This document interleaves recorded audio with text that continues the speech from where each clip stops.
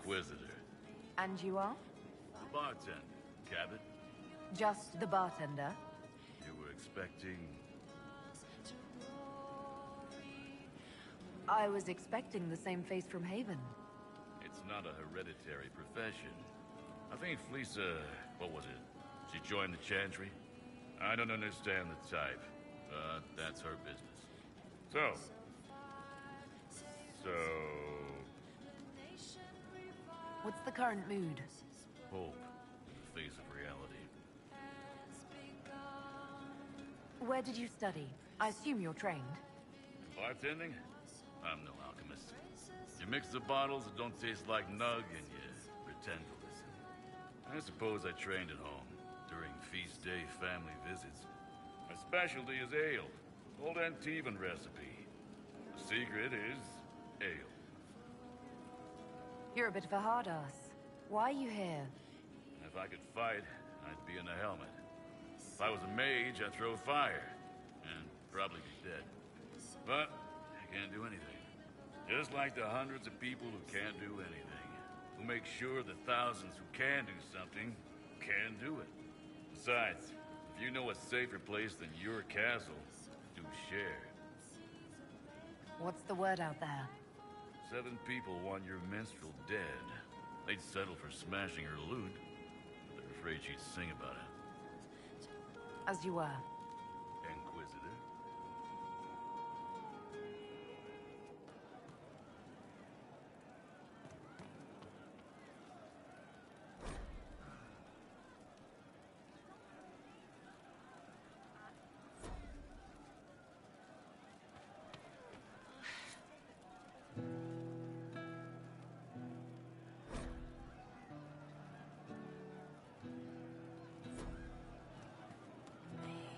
The spiderwebs help stop the bleeding.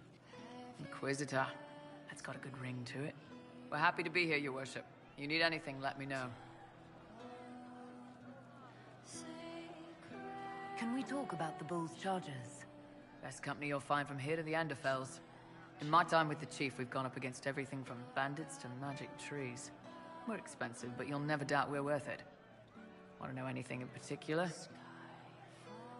Do the charges specialize in anything from a tactical standpoint? Bull doesn't want us large enough to work as an army. We're better as shock troops or skirmishers.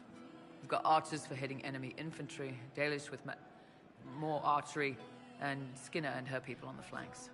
Rocky handles fortifications and traps, and Stitches keeps us all fighting. They mostly hold back. I'll lead the frontline fighters with Grim, and the Chief goes wherever he can hit something. Are there rules for how mercenaries operate? If you don't want some noble to treat you like bandits, yes. There's also a code of conduct most companies hold to. Keeps things civilized on the battlefield. We accept surrenders for ransom from mercenaries, nobles, and soldiers wearing a lord's colors. Our prisoners are treated well, injuries tended. We'd want the same for any of ours who got captured. You said something about everything from bandits to magic trees. I'll admit to some curiosity. Right. Sylvans. That's what Dalish called them. Apparently spirits can possess trees, too. Some noble in the Dales, and they really don't like it when you call them Dalish nobles, had a haunted forest. His family had abandoned the land, but he wanted it back. The Chief bought us all axes, and in we went. Between the axes and the torches, the Sylvans weren't too bad. Worst part was the squirrels. We'll talk later.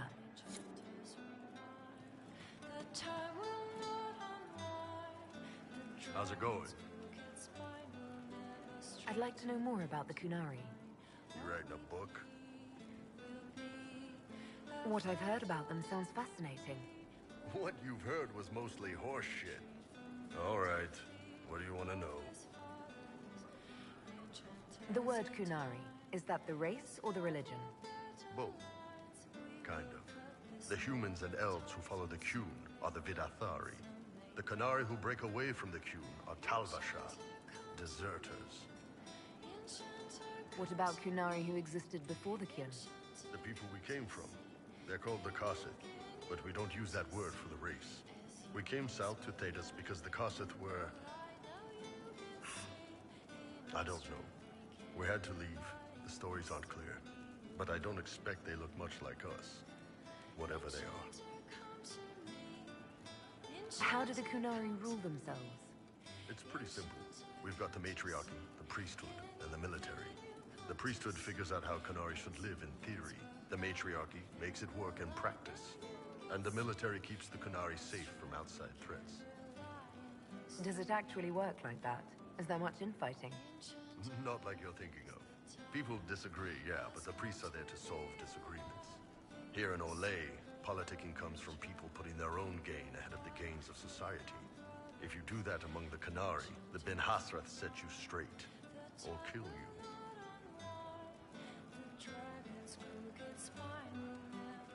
I've heard there's no marriage among the Kunari. Yeah, that's true. Kunari love our friends like anyone does, but we don't have sex with them. Kunari don't have sex? Oh, we definitely have sex. They're Tamasrans who pop your cork whenever you need it. Seriously? Yes. It's not a big deal like it is here. It's like, I don't know, going to see a healer. Sometimes it's this long, involved thing, it takes all day, leaves you walking funny. Other times you're in and out in 5 minutes. Thank you, see you next week.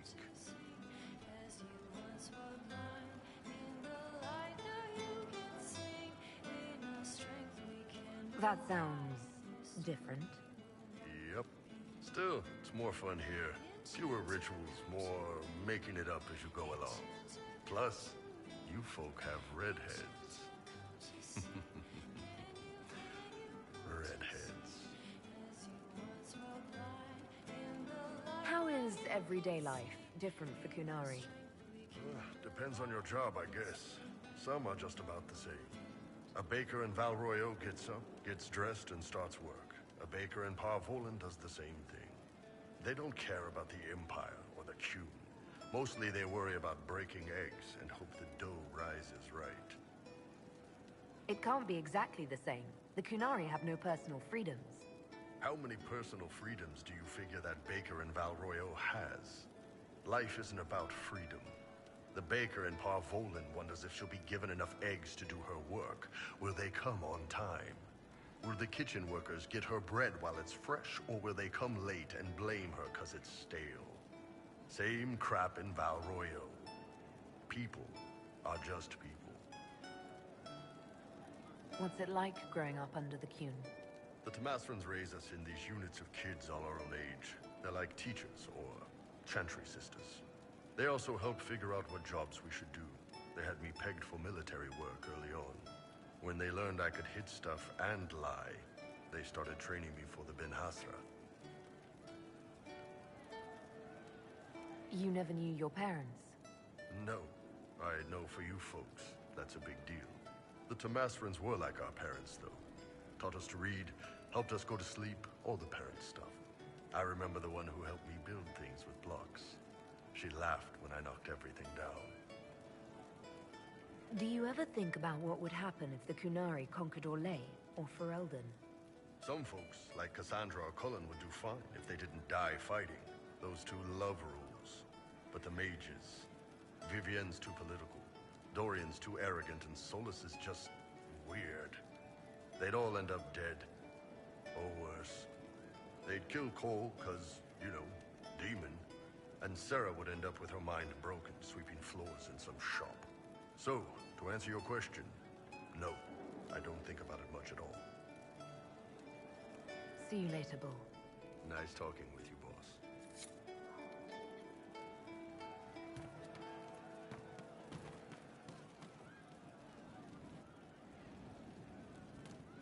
I hope I can help somehow. Maybe cleaning? Thank you. Oh, Inquisitor, I joined. Sutherland, your worship. I saw some bandits, so I came to warn people. I'll let your warriors know and then stay out of the way.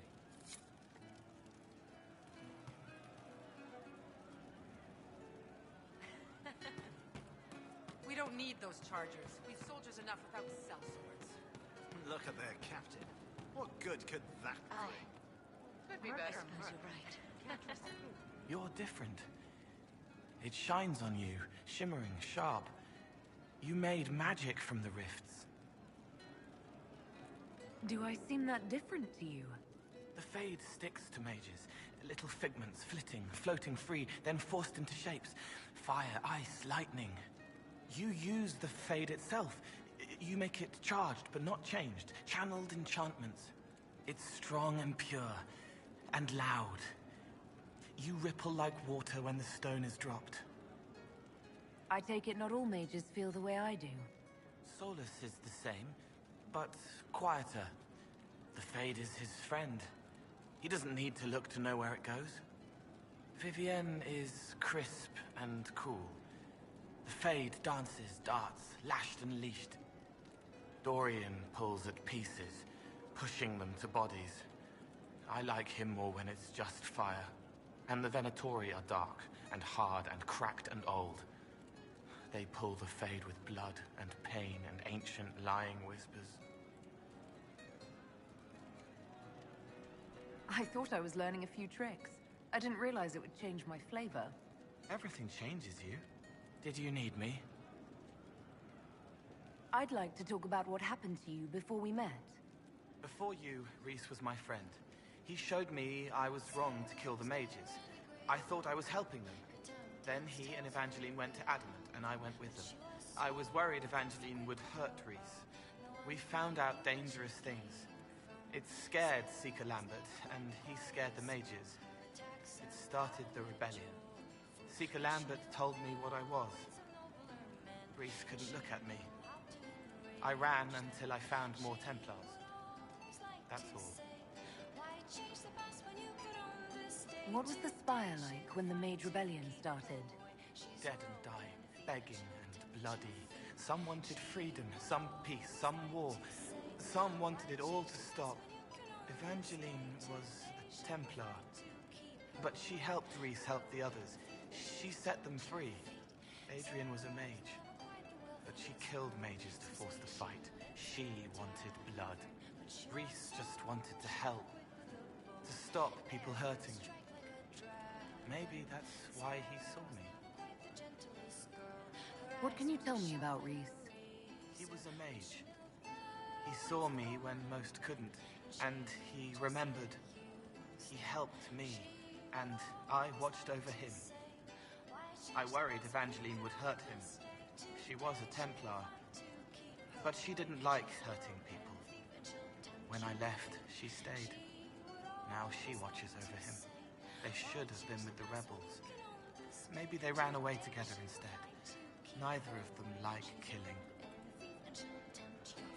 If you like, I could use the resources of the Inquisition to locate your friend. No. If they are alive and safe, they should stay away. The last time he saw me, he didn't want to look at me. He saw a monster. Let him forget. What did you mean when you said you killed mages? Some of the mages at the Spire wanted to die. Too sad, too scared, too much. I didn't know what I was. A ghost, I thought. Fading in the fade. When I came to them, they could see me. I used the knife to set them free. When Rhys found out, he made me stop, made me understand. There were other ways to help. I didn't know.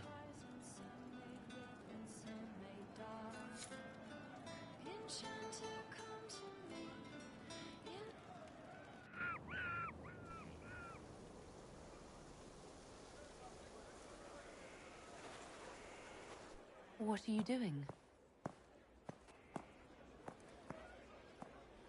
Listening.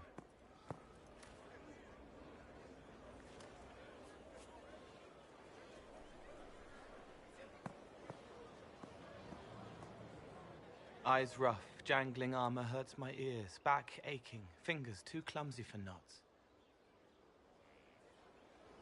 Wind cool like Aunt Eloise's pond, lips scalded as I sip, warmth blossoms, first kiss in the barn. What was his name?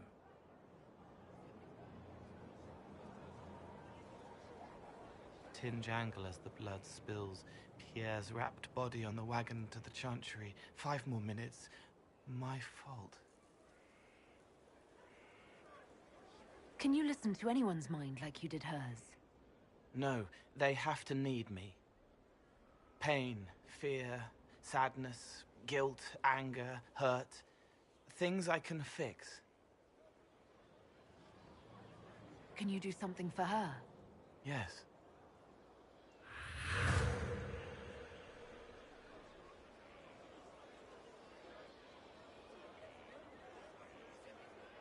It's okay. Nothing you did mattered. What? Who are you? They lie there, and sometimes they die, just like Pierre. You can't save them. I don't know who you are. Wait. That didn't work. Let me try again. You'll forget me in a minute.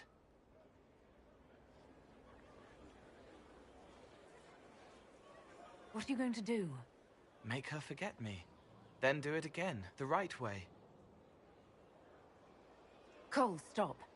Inquisitor, your worship, what are you doing here? Is this man with you? Yes, sorry to trouble you. How do I do it right if I've done it wrong and I can't make her forget?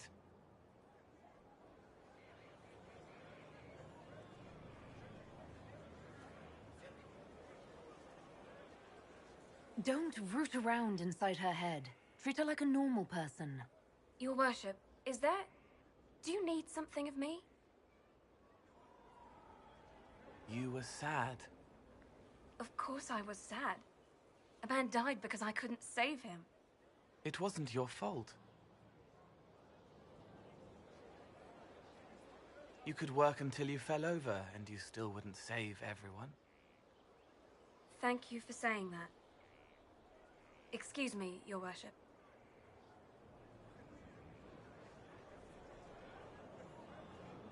She's not better.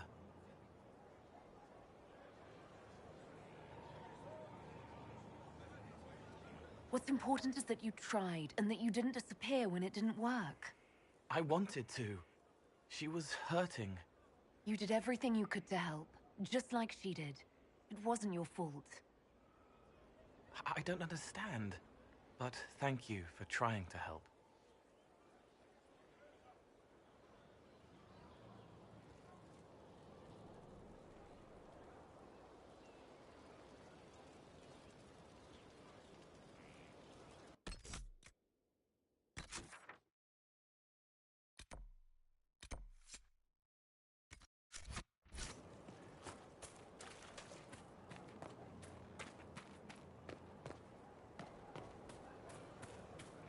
No one knows who he really is. They never do. You don't... Thank you for Haven and your efforts at Therenfall. I am committed to serve your worship.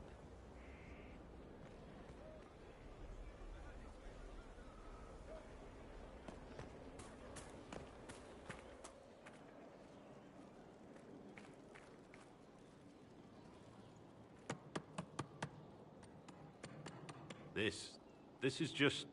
it's something to keep their hands busy. I'm grateful you tracked me down when you did. As exciting as wandering the woodlands was, this is better. It's good to be part of something so important. Something that could change things. The Grey Wardens are huge and important. You're part of that. True, but without a blight on the horizon, everything the Wardens do feels like waiting. This, the Inquisition, is what matters now. And I'm grateful to be a part of it. You are who you choose to follow. Someone told me that once. Took me years to understand what he meant. There's wisdom in that. It was a chevalier who said those words to me. A powerful man, but never without honor. A true knight. We met as competitors in the Grand Tourney. He left me with that advice before we parted. Put aside his own ambitions to help me win the melee. I don't think I even thanked him. What is this Grand Tourney? You've never heard of it? The Grand Tourney of the Free Marches. It's a spectacle.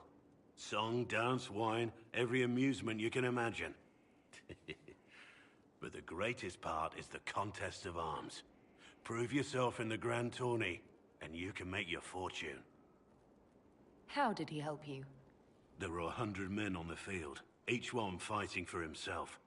The Knight and I had forged an alliance. It was just the two of us, and we took all comers. The goal, down as many opponents as possible. He always let me deliver the final blow. He must have wanted something from you to help like that. A pupil, a squire. Someone to teach and to mold. He saw my potential. When it was over, he offered to mentor me. To teach me to become a chevalier like him. And I, young and stupid, turned him down flat. I just won the melee at the Grand Tourney. I didn't need him. I should have gone with him. Perhaps things could have been different. Different doesn't always mean better. In this case, I think it would have been better. But I'm older, hopefully wiser. And I think I've chosen the right person to walk with.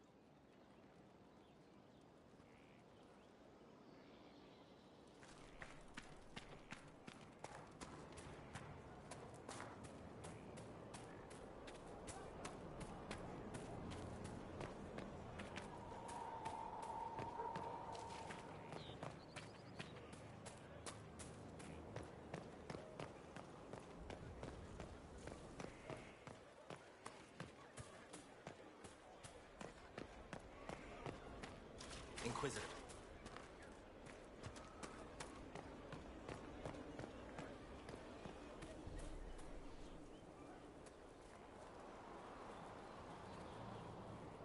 What have you done now? I get it, Seeker. You're still sore after our spat. I'm not a child, Varric. Do not suggest I'm without reason. A peace offering. The next chapter of Swords and Shields. I hear you're a fan. This is your doing.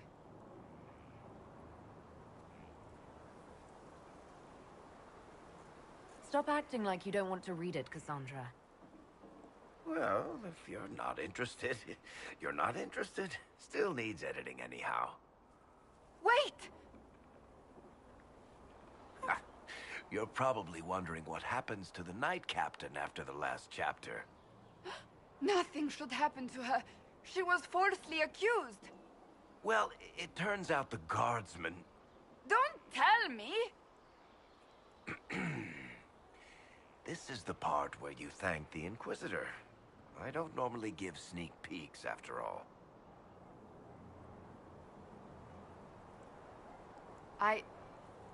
Thank you.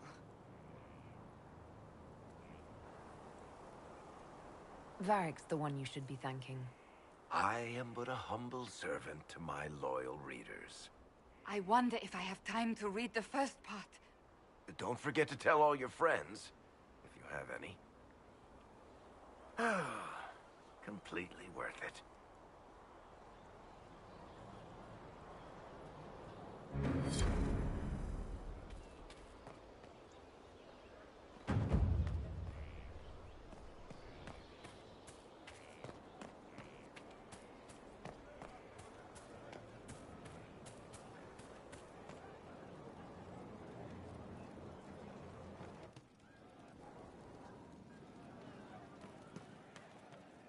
Yes.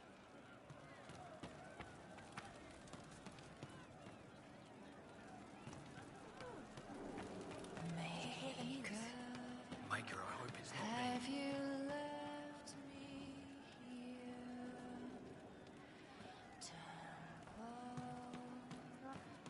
Of course.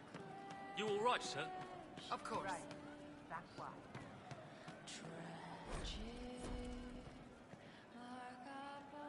Hey you, I have an Inquisitor favor to ask. Just a little thing, really. A little march around for some of your people. It's nothing for you, right? I won't agree to anything without details. Smart of you. I wouldn't dream of wasting your super important time. It's a Red Jenny thing. I got a tip that some noble stiffs are arguing over Vershel. Land squabble. They're getting little people beat up. So I need you to go to your big table and send some people to walk through town. Just walk through. Just walk through. Easy, right? Was this a tip from one of your friends? Not a Jenny. Just normal, angry people getting sick of being in the middle. I don't usually hear about things this far away. But having a friend like you is like getting really big ears. Bigger than normal, I guess, because we both... Never mind. Who's asking for this?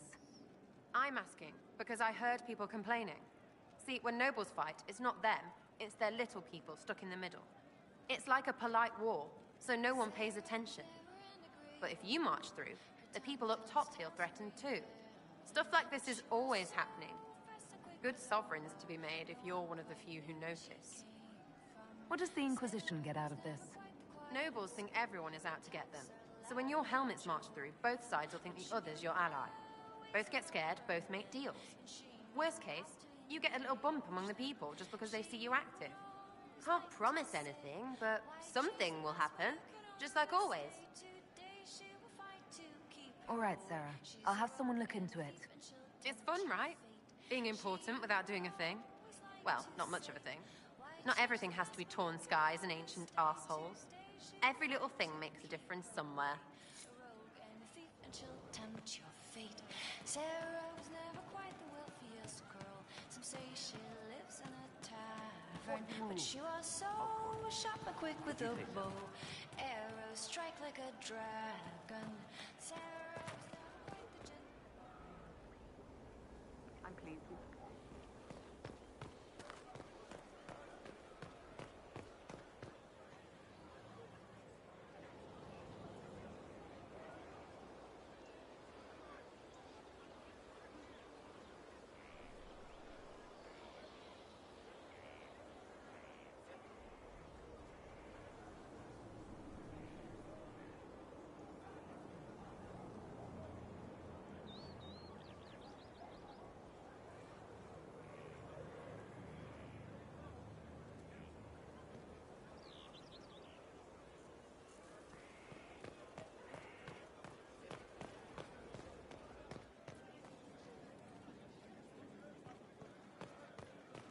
Inquisitor?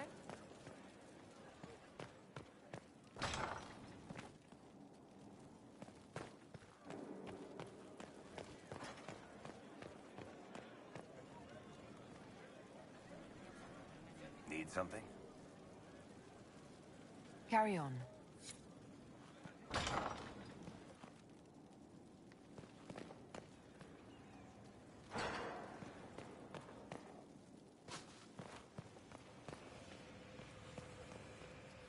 You have begun practicing new magical forms. Interesting. You seem to be drawing upon the raw substance of the Fade. Likely using your mark as a catalyst. I use similar techniques, although it took me years to learn them. Why did you choose such an esoteric area of study? My reasons are my own. Of course. Pardon my curiosity. Did you need anything else? I need to know more about Corypheus. We spoke of this on our travels to Skyhawk. What more can I tell you? Cassandra and Varric seem more familiar with their adversary. Oh, I'll take advice from just about anyone right now. I'm flattered. I claim no secret wisdom, but I will guess as best I can. I would like to know more about the orb he carries. As I said, that must be the means by which he created the breach. I suspect the blast that destroyed the Conclave was more accident than anything. The result of unlocking power that had sought release for ages. What I cannot understand is how he managed to survive such an explosion. You said that you believed the orb is Elven. I never would have believed a Devinter mage could unlock such a powerful relic. It clearly enhances his abilities, giving him access to power he should never have known. Like the power to control the Archdemon. Indirectly, one assumes. Nothing in any law connects my people to the old god dragons who became archdemons.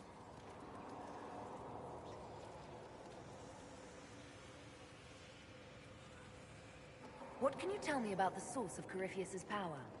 According to the law, the ancient Magistars of Devinter received guidance from the old gods. Corypheus commands a false archdemon, a corrupted old god.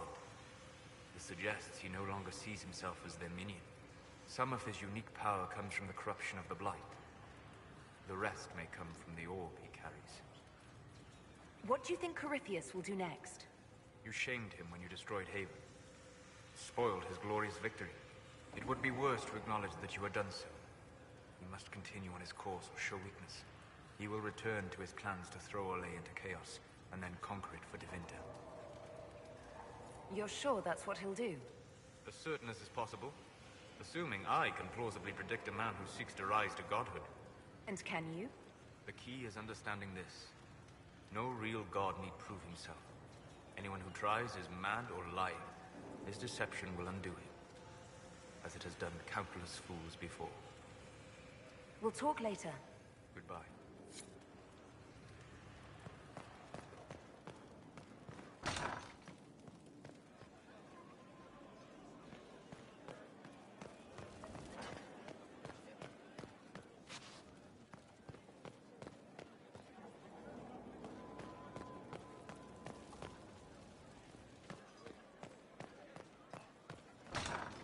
Gathered quite the collection. Wonder how many are in the set.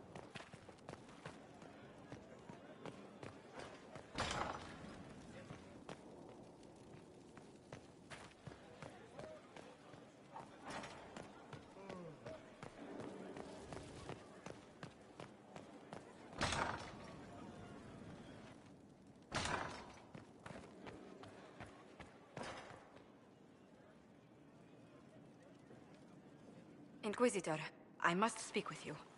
What is it? I must explain something first about the Montiliers' fortunes. My family made their fortune as traders in Antiva until a scandal exiled us from Orlais some ages ago. It devastated our finances. The Montiliers have, in fact, been in debt for over 100 years.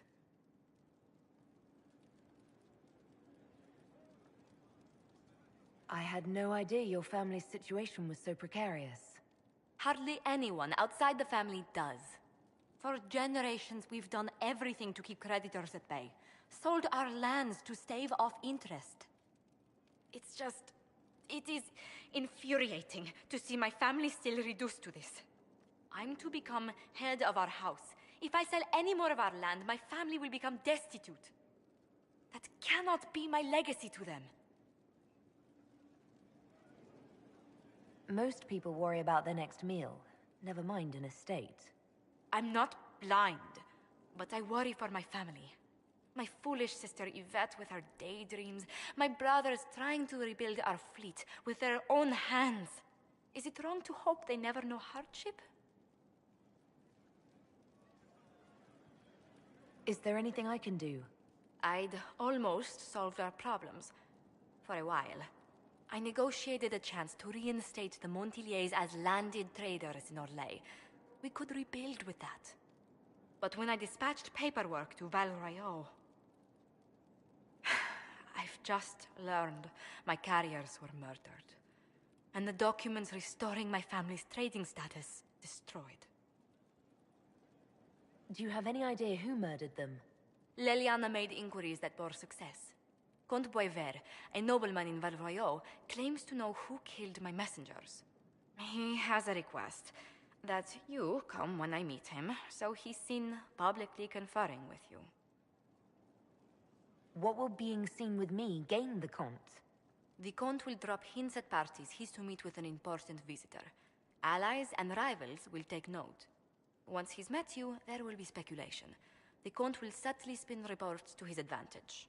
He will use us. But if he knows who killed my people, I ask that we indulge him.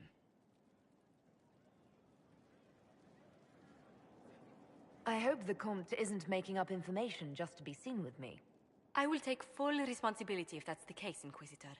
I must know who killed my couriers just to harm my family.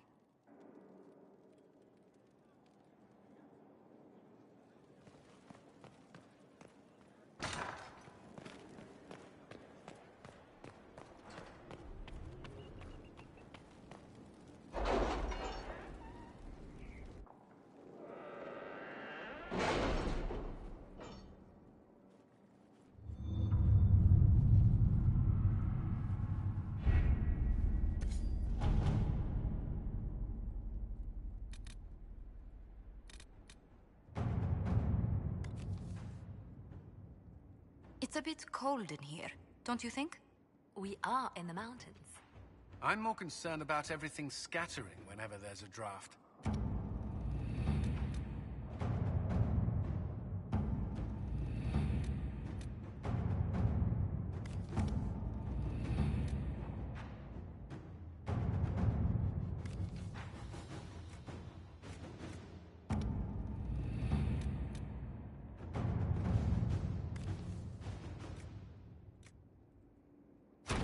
Inquisitor.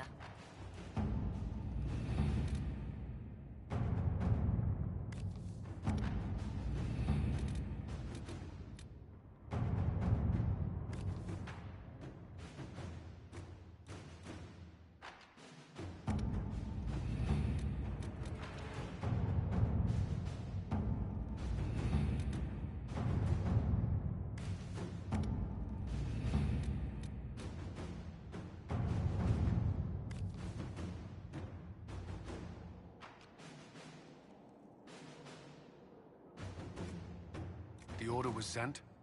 This morning.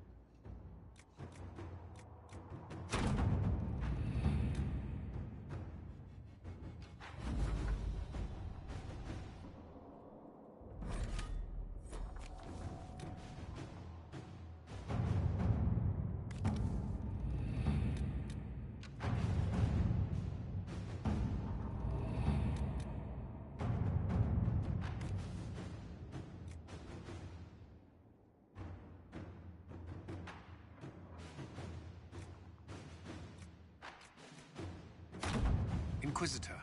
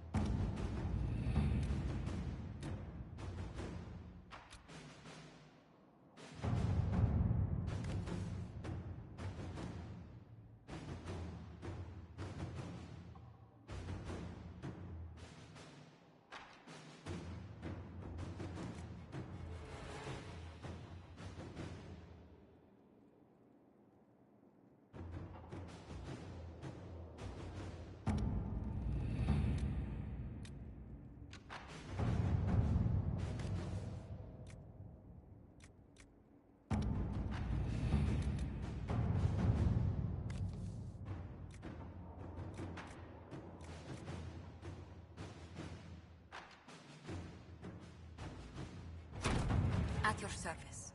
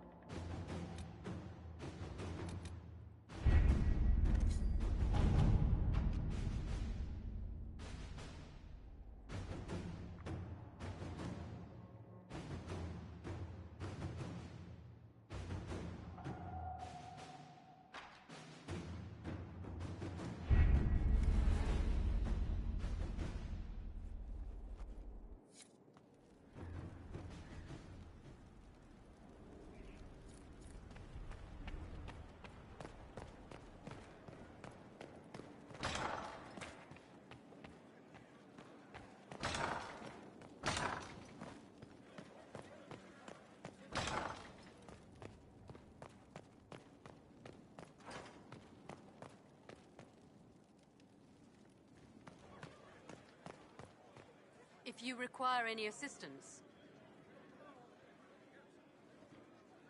Inquisitor.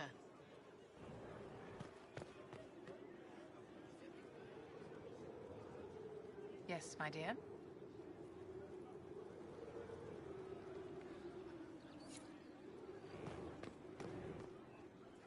Inquisitor.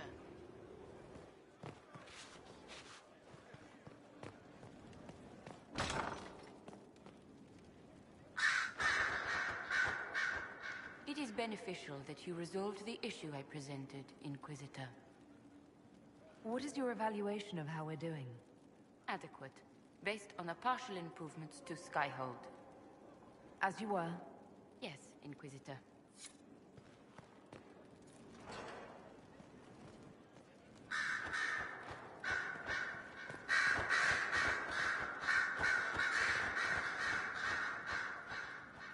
So I take it you're Dalish? Is that the correct word here? You're more accustomed to slave, I take it. We don't have Dalish clans coming northward, for obvious reasons. So I've never met one of your people before, although I've heard about them. Little. I hope this won't be an issue between us. I am here to help you deal with the Venatori, after all. There's no need for us to dredge up the past, is there? More than it's already been. What with ancient magisters running about? Not at all. It occurs to me that I barely know anything about you. Beyond my being a mage from Tevinter, you mean? Beyond that, yes. And beyond my being so charming and well-dressed, which is obvious to anyone.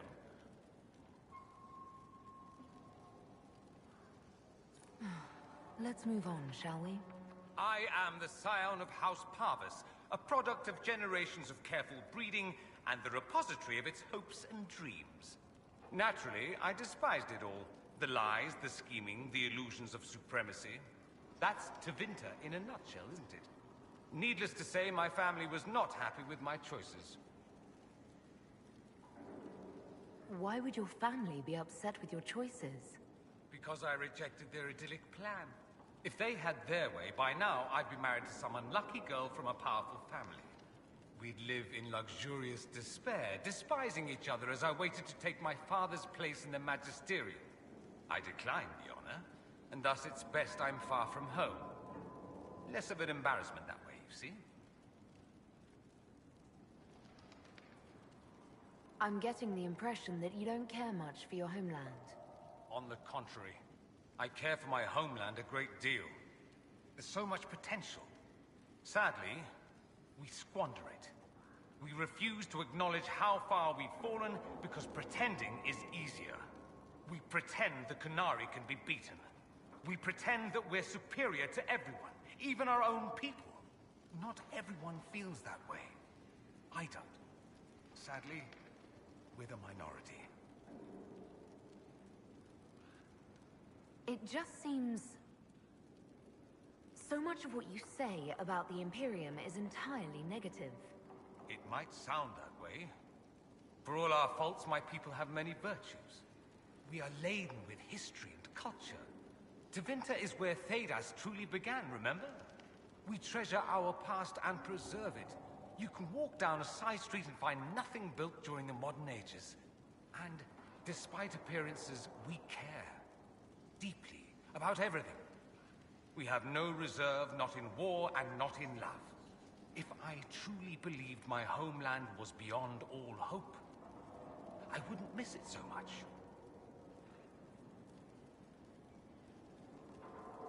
What did you mean by generations of careful breeding? The great families of Tevinter don't have children. They refine traits, weed out the undesirable, and promote the rest. My mother was chosen for my father because magic runs strongly in her blood. Never mind that they loathed each other. They wanted a son who could become Archon to make House Parvis the envy of the Imperium. They got me. A cautionary tale that you should be careful what you wish for. Why remain with the Inquisition? Why not go back to Tevinter?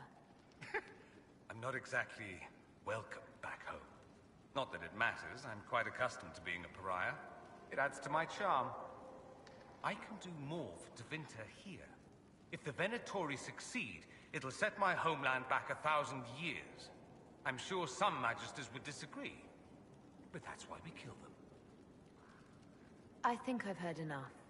That's too bad. I never tire of talking about myself. I'd like to ask you about Tevinter. Ah, yes. Everyone outside the Imperium always seems quite fascinated by it. Probably why they come up with so many ridiculous tales. Flying cows over Minrathous. It's madness. All right, that one's actually true, but the cows didn't have wings. I digress. Anything in particular you wanted to know? Corypheus is a figure out of Tevinter history. He was a Magister.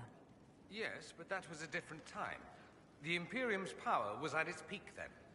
The Civil War had ended, the Magisterium was united, its armies scooping up bits of Thedas like candy. The Magisters who entered the Black City, it was a demonstration of how exceptional Tevinter had become. But who were they? No one knows. There's no record of a Magister named Corypheus. All this happened 1400 years ago, before the Blight nearly wiped us out. There are no records. Today, people half believe it's all just a story. That's what I believed. We have evidence the story is very much real. But not who Corypheus is. If he even remembers. There used to be families who claimed some of those Magisters as their own. That stopped when the Chantry appeared. Then it was shameful, and the families distanced themselves from the tale. All we know is that some men and women entered the Black City looking for the old gods. What did they find? According to Corypheus, nothing. And only he could tell us more.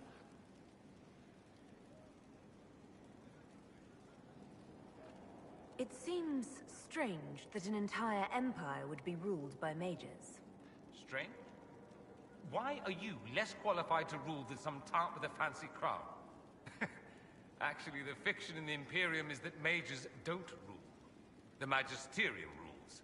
That Magisters are all mages is considered a convenient technicality. What is the Magisterium, exactly? The upper house of the Imperial Senate, and the only part worth having a seat on.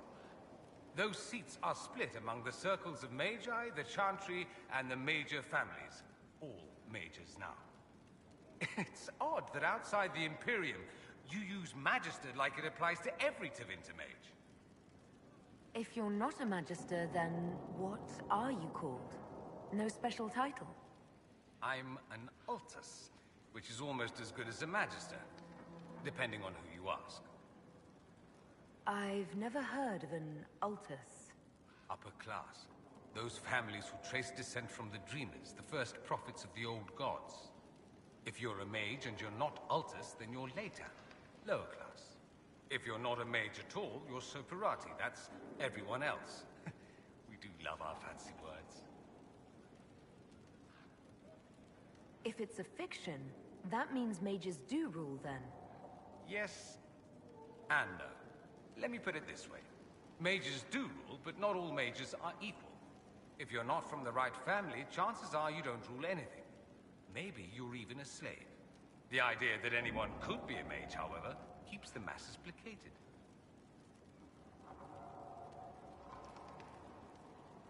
Can anyone be a mage?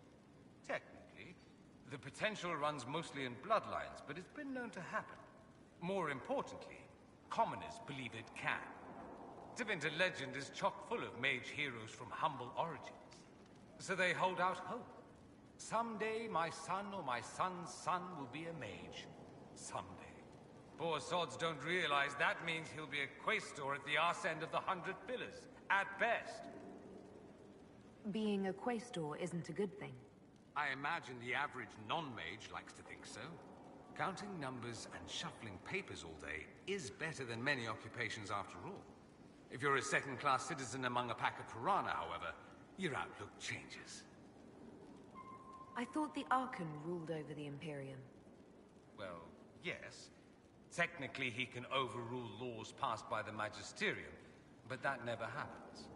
Even so, He gets to appoint new magisters, which means all the families vie madly for his favor. Thus, the Archon gets invited to all the parties. The truest path to Tevinter influence, let me tell you. Let me ask you something else. Of course. Anyone who talks about the Imperium mentions slavery. It's the center of the slave trade. Ah. That is true. And did you have slaves? Not personally, but my family does and treats them well. Honestly, I never thought much about it until I came south. Back home, it's how it is. Slaves are everywhere. You don't question it. I'm not even certain many slaves do.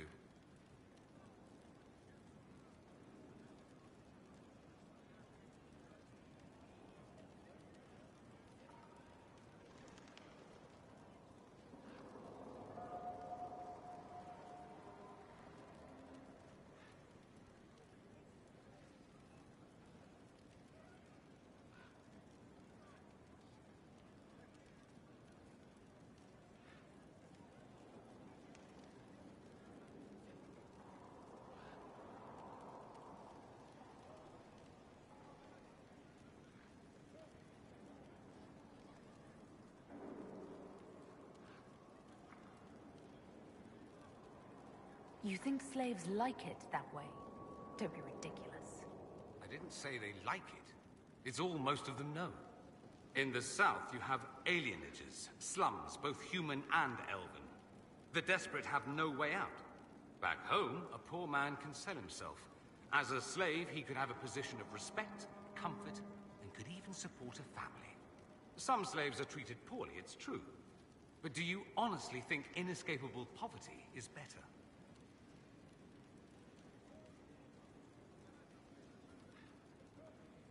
Is that what you call it? Treated poorly? Abuse heaped upon those without power isn't limited to Tevinter, my friend. I don't know what it's like to be a slave, true. I never thought about it until I saw how different it was here. But I suspect you don't know either. Nor should you believe that every tale of Tevinter excess is the norm.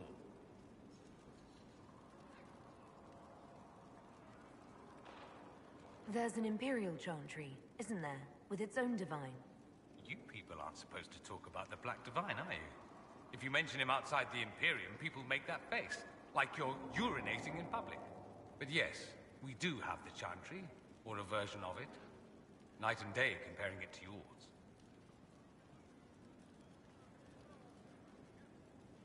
Is the Imperial Chantry so different from ours? Not in theory.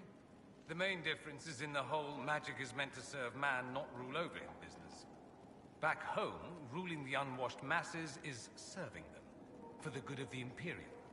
Perhaps it started with good intentions, but these days it's academic. The circles are in command.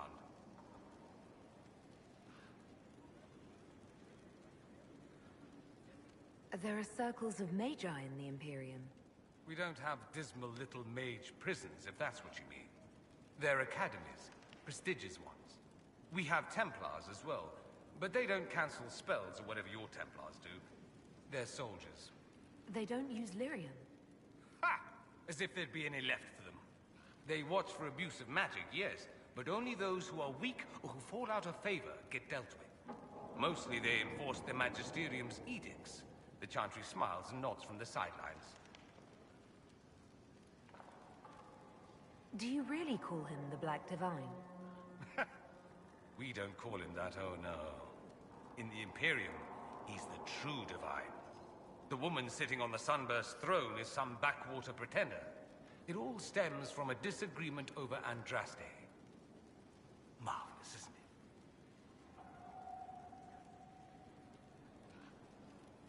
it? Why would they disagree over Andraste? It's not my field of expertise, but the Imperium believes Andraste was a mortal woman, a mage. Down south, they say, no, she's the bride of the Maker, ascended to his side, divine provenance, a blah blah blah. We feel better believing Andraste was one of us. Makes executing her less damning, you see. So we elected a man as divine, the South declared war, and we've been feuding cousins ever since. So, the Imperial Divine is always a man? All the better to distinguish him from that other one, yes. Don't think there aren't a number of female magisters who bristle at that. Why can't they be divine after all? Same reason you never see a man on the Sunburst throne. Because that's how it's always been done. Excellent reasoning. Do you consider yourself Andrastian? The big question. It might surprise you that I do consider myself Andrastian. I simply do not believe in the Chantry. It is a relic, whether back home or here in the south. Something from a bygone age desperately clinging to relevance. It's not an opinion that makes me popular.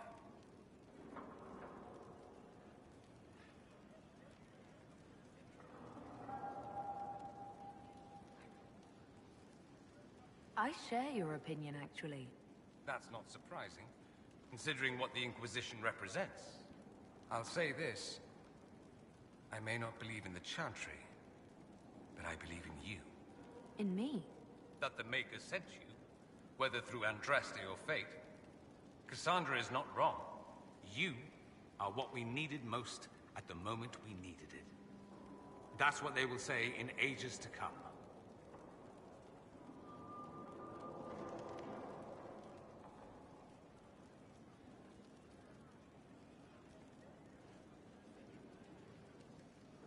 You don't seem like the religious sort, to be honest.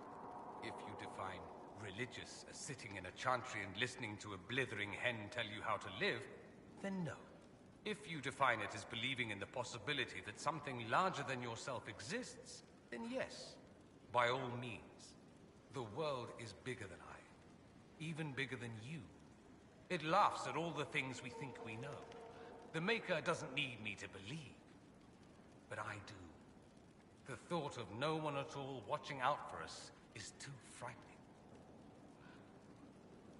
Let me ask you something else. So many questions. I'm wondering if the Imperium would be a useful ally. I'd think you'd be more concerned whether or not they'd support the Venatori. They won't, of course. At least, not officially. They'll disavow all knowledge of dangerous cultists. Secretly, many Magisters will rejoice at the idea. And if the South falls to chaos in the meantime, all the better. It would be in the Imperium's best interest to help. Surely it could use allies. I think the Imperium gave up on the idea of allies a long time ago. We've been fighting the Qunari for what? 200 years off and on? It's a point of pride that we go it alone. They'll sneer at the South behind their silk handkerchiefs and say, "You've had it easy for far too long." Let's not forget that the Inquisition seems to be an arm of the Orlesian Chantry. Anathema so far as they're concerned.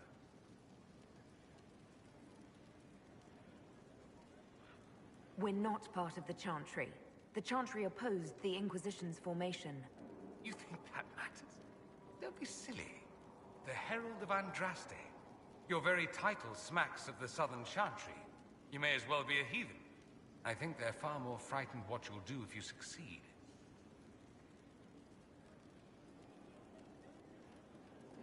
Just how often is blood magic used there?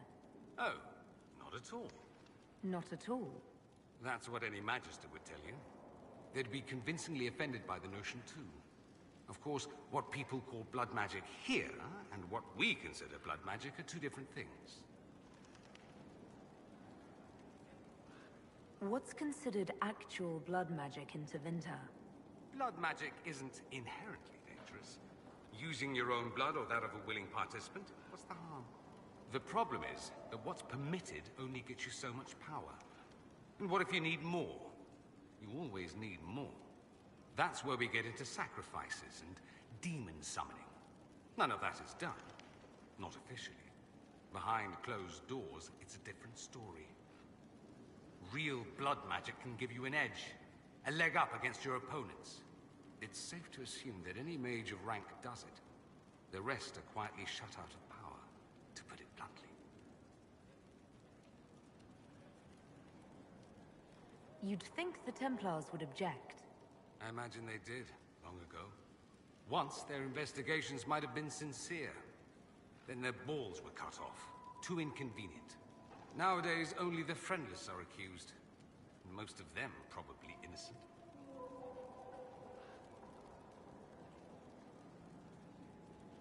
There must be some mages who oppose this. Of course. I do. And I'm not entirely alone. Occasionally, there'll be a Magister who makes noise. And then the reform talk begins. All very patriotic. Meanwhile, that Magister will be quietly shunned. Chances are, surprised it's learned he was a Maleficar all along. Most learn to keep quiet. Me? I enjoy the allure of pariahhood. That's all I wanted to know. Fair enough. I'm curious why you were in Redcliffe in the first place. Looking up an old mentor of mine. A Magister by the name of Alexius. Good fellow. Always thought highly of him. Then one day, he asks me to join the Venatori. Don't know what he was thinking. He knew I wanted to change Tevinter, not regress it into prehistoric madness. The Venatori killed Alexius once he stopped being useful. Seems odd he would get involved with the Venatori at all. That's what I thought. I'd hoped to persuade him to leave Redcliffe. I suppose he had his reasons. People will do odd things when they're strung over a barrel. Either that, or I didn't really know Alexius at all.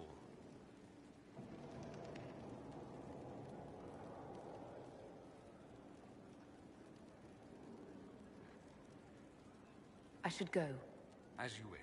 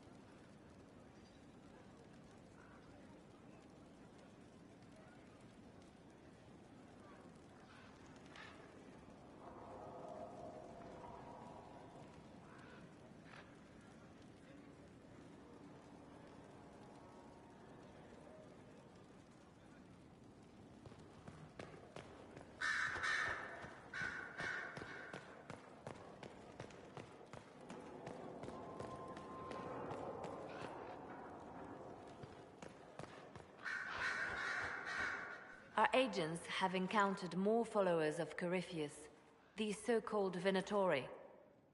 Their leader, Calpurnia, has them searching elven ruins. For what, I do not know. I propose we stop the Venatori before they find what they seek.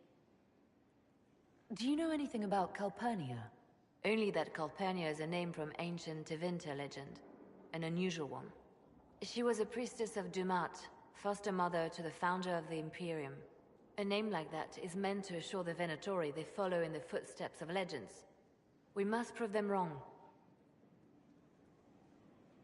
Calpurnia must be up to something. Corypheus doesn't seem the type to suffer idleness.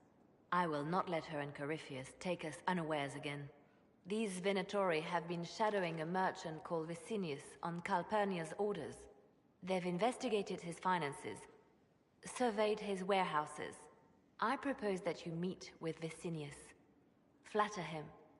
Find out what he knows of Calpurnia. Vicinius sounds like a Tevinter name. Born in Tallow. Although he claims to be from Virantium. He sells rare oils and amber, and prefers red wine to white. What side of the bed does he sleep on? He's unremarkable. I cannot think why Calpurnia would care.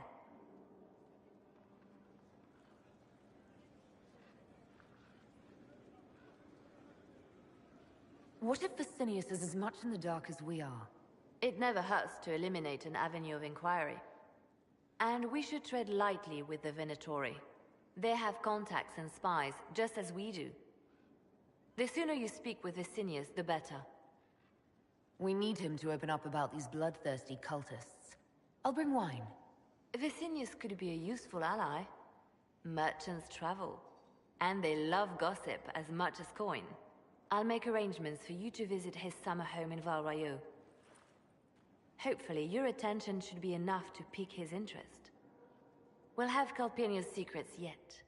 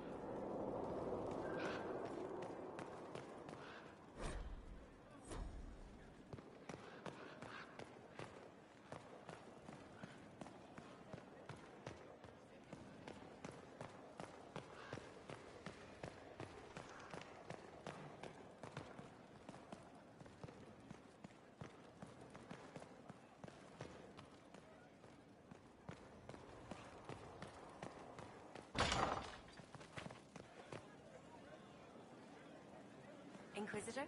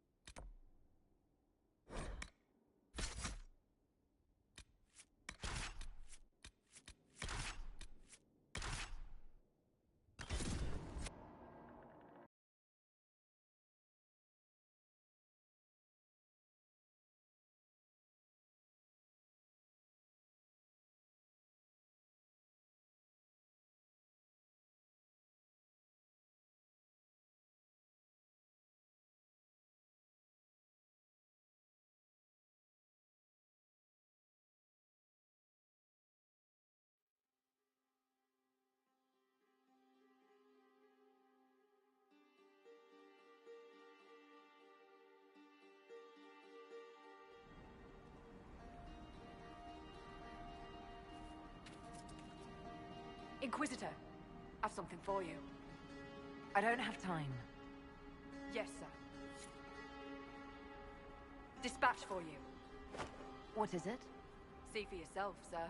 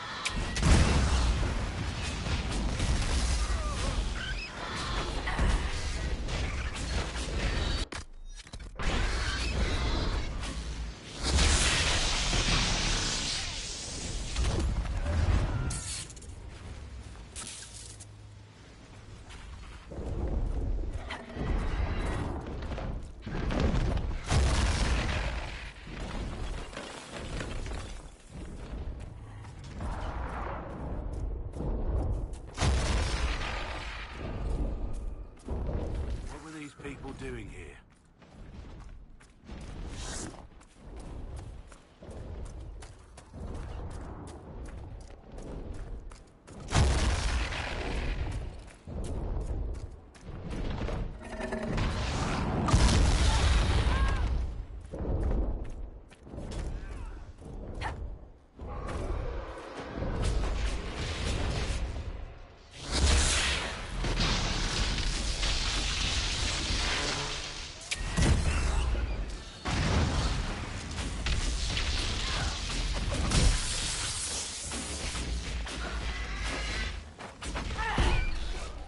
One less to worry about.